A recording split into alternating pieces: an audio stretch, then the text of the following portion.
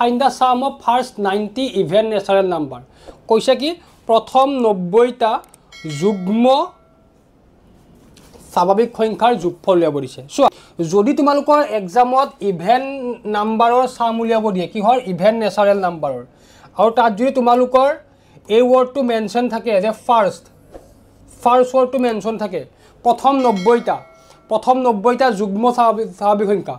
যদি first ওয়াৰ্ডটো mention নাথাকিলে হয় তেতিয়াহ'লে আমি ইভেন নাম্বাৰৰ উলিয়াবৰ কাৰণে অকণ বেলেগে কৰিব লাগিল হয় কিন্তু ইয়াত যদি ফাৰ্স্ট ওয়াৰ্ডটো মেনশন আছে মেনশন হ'লে আমি কি কৰিব লাগিব গম পোৱা নে যদি ফাৰ্স্ট ওয়াৰ্ডটো মেনশন লাগে তেতিয়াহ'লে সামটো উলিয়াবৰ কাৰণে কি কৰিব লাগে n * n + 1 ঠিক আছে 92 ইয়াত কি হ'ব n ইকুৱেল কিমান লিখিম 90 এটো হ'ল শৰ্ট ট্ৰিক কাৰণ তোমালোকে 90টা যুগ্ম সংখ্যাৰ যোগফল উলিয়াবৰ কাৰণে বহুত টাইম লাগিব নব